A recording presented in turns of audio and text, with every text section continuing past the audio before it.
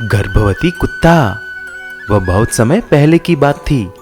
सुंदरपुर नाम के एक गांव में राधा करके एक औरत रहा करती थी। उसका पति मुंबई में काम करते थे, इसीलिए राधा अकेले उस गांव में रहती थी। राधा को पालतू जानवरों से बहुत प्यार थी। एक दिन जब वह मंदिर जा रही थी, उसको एक कुत्ता दिखाई दिया। कुत्ता दर्द से तड़प रही थी क्योंकि वह थोड़े दिन से कुछ नहीं खाई थी। तुरंत राधा ने उसके पास जो कुछ भी थी कुत्ते को डाल देती है। कुत्ता खाने के बाद उसको उठाकर घर लेके जाती है। मेरे प्यारे दोस्त, आज से मैं तुम्हारा देखभाल करूंगी। आज से तुम्हारी नाम टिंकू है। उसी तरह राधा टिंकू को बहुत अच्छी से देखने लगी। एक दिन जब राधा और टिंकू बाजार में जा रहे थे, तभी एक चोर राधा को देखा और उसका हार छीनकर भाग रहा था। तुरंत टिंकू ने उसका पीछा किया। थोड़े दूर जाने के बाद चोर रुक जाता है और एक चाकू निकालता है, लेकिन टिंकू घबराती नहीं है और चोर पर झपटती है। लेकिन चोर चाकू से टिंकू पर वार करता है। टिंकू भी चोर के हाथ को जोर से काट देती है। तभी चोर हार को वहीं छोड़कर भाग जाता है, लेकिन टिंकू को थोड़ा चोट पहुंचती है। अरे टिंकू, तुम्हें बहुत धन्यवाद। तुमने आज मेरा हार को उस चोर से बचाया है। जब राधा टिंकू के घाव को दवा लगा रही थी, राधा देखती है कि टिंकू गर्भवती है। तब से राधा उसकी और ज्यादा देखभाल करने लगी। एक रात को जब राधा सो गई और टिंकू घर के दरवाजे के बाहर सो रही थी, वही चोर जिसकी हाथ को टिंकू ने काटी थी, टिंकू पर बदला लेने के लिए राधा के घर पहुंचता है। यही एक अच्छा मौका है। वह लड़की और कुत्ता दोनों सो रहे हैं। मुझे इस कुत्ते के साथ कुछ करना है। ऐसा सोचकर वह चोर ने एक बड़ा पत्थर को उठाकर टिंकू के दोनों टांगों पर मारता है। टिंकू जोर से चिल्लाती है। चोर 3 बार टिंकू को पत्थर से मारकर वहां से भाग जाता है। टिंकू की आवाज सुनकर राधा तुरंत बाहर आती है। अरे टिंकू, ये ऐसा कौन किया है? बहुत खून बह रहा है। चलो, मैं तुम्हें डॉक्टर के पास ले जाता हूँ। तुरंत राधा ने टिंकू को डॉक्टर के पास लेके जाती है। डॉक्टर ने जांच करके ऐसा बोला, राधा जी, टिंकू की हालत बहुत खराब है। हमारे पास अभी एक ही रास्ता है। टिंकू की ऑपरेशन करके बच्चों को बचाना है, नहीं तो हम टिंकू को और उसके बच्चों को भी दोनों को नहीं बचा पाएंगे। हे भगवान, ये तुम क्या कर रहे हो? बेचारी टिंकू। ठीक है डॉक्टर साहब, आप जैसा बोलेंगे वैसा ही करेंगे। डॉक्टर ऑपरेशन करता है और टिंकू के 4 बच्चों को बचाता है, लेकिन टिंकू को बचा नहीं पाता। राधा टिंकू को पकड़कर बहुत रोती है और उसकी 4 बच्चों की देखभाल करने लगती है। एक समय की बात है। एक गांव में अमित नाम का एक आदमी रहा करता था। वह अपनी माँ के साथ रहता था। उसकी एक गैया भी थी। एक बार अमित की माँ काफी बीमार हो जाती है और उससे कहती है, बेटा, तुम हमारी गैया का अच्छे से ख्याल रखना। यह तुम्हारा भी बहुत ख्याल रखेगी। इसे कभी अकेला मत छोड़ना बेटा। कुछ दिनों के बाद अमित की माँ की मृत्यु हो जाती है। अमित अपने खेतों में खूब मेहनत से काम करता है। कुछ महीनों बाद अचानक तूफान आ जाने के कारण उसकी सारी मेहनत बिखर जाती है। सारे खेत बर्बाद हो जाते हैं। उसके घर की छत भी टूट जाती है। नहीं नहीं, अब मैं क्या करूँगा? कहाँ जाऊँगा? मेरा घर, मेरे खेत नष्ट हो गए। अब कमाई का कोई साधन नहीं रहा। माँ, तू भी चली गई। मैं क्या करूँ? अमित तभी अपनी गैया को देखता है और कहता है, माफ कर देना मुझे माँ, मेरे पास इसके अलावा और कोई रास्ता नहीं। अगले दिन अमित गैया को एक आदमी के पास बेचने के लिए जा रहा होता है। रास्ते में गैया भागने लगती है। अरे अरे गैया, कहाँ जा रही हो? भागो मत, अब तुम ही मेरा सहारा हो। अगर तुम यूं भाग गई तो मैं क्या करूँगा? अमित गैया का पीछा करता है। गैया अमित को एक जंगल में ले जाती है। वो जंगल बहुत घना था।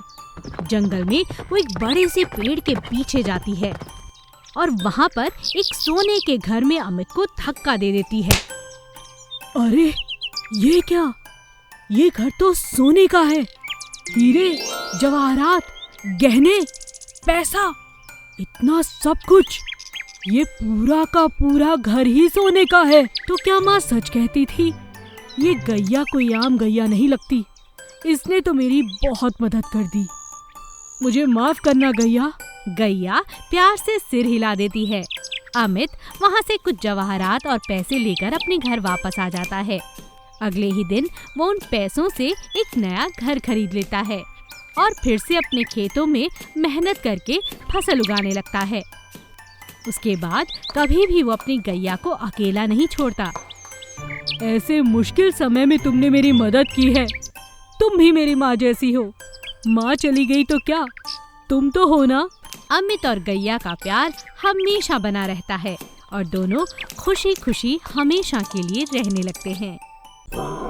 हाथी और शेर की दोस्ती।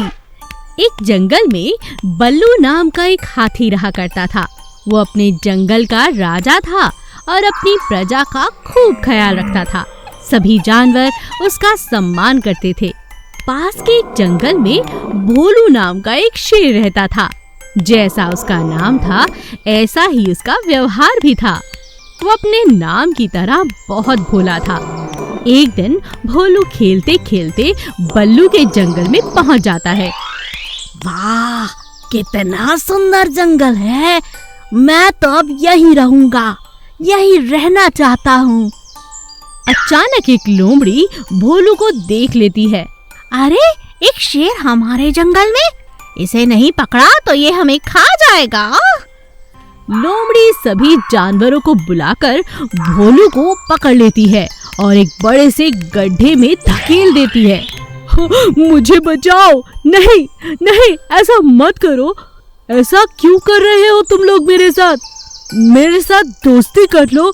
ये जंगल नया है मगर मैंने किसी का कुछ नहीं बिगाड़ा। सभी जानवर भोलू को गड्ढे में देखकर बहुत हंसते हैं।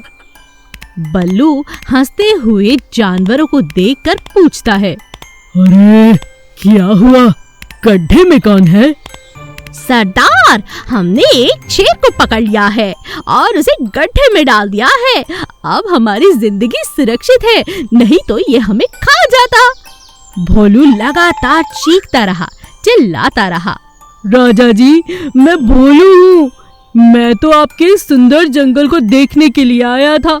मैं किसी को नुकसान नहीं पहुँचाना चाहता। मैं दोस्ती करना चाहता हूँ। मुझे छोड़ दीजिए।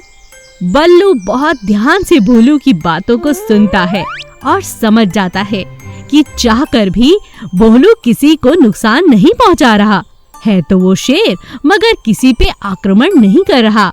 भोलू कहता है, तुम एक अच्छे शेर हो। तुम इन सभी जानवरों को आराम से चोट पहुंचा सकते थे, लेकिन तुमने ऐसा नहीं किया। धन्यवाद राजा जी, आपने मुझे पहचान लिया और बचाया। अब से मैं आपके यहाँ सेवादार बनकर रहना चाहता हूँ और इन जानवरों का दोस्त भी। सभी जानवर ताली बजाकर खुश होते हैं। बल्लू और भोलू मिलकर शिकारियों को जंगल में आने से हमेशा रोकते हैं और प्यार से एक साथ रहते हैं। गर्भवती ऊंट का दर्द। एक समय की बात है। एक गर्भवती ऊंट जंगल में एक पेड़ के नीचे आराम कर रही थी।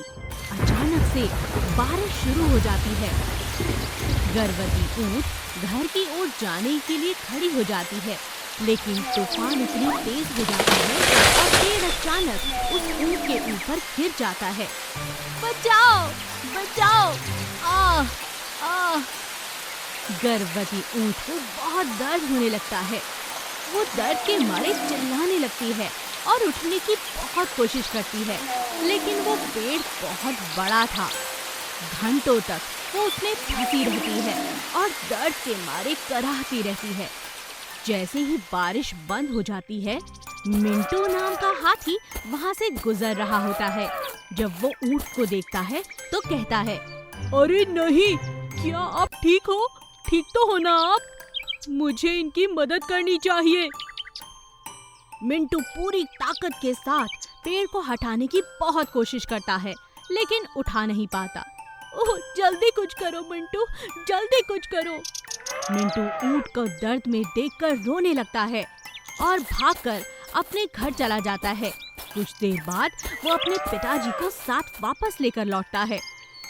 मिंटू के पापा अपनी सूंड से तुरंत ही पेड़ को उठा लेते हैं और गर्भवती ऊंट को बचा लेते हैं। ऊंट दर्द से बेहोश हो गई थी।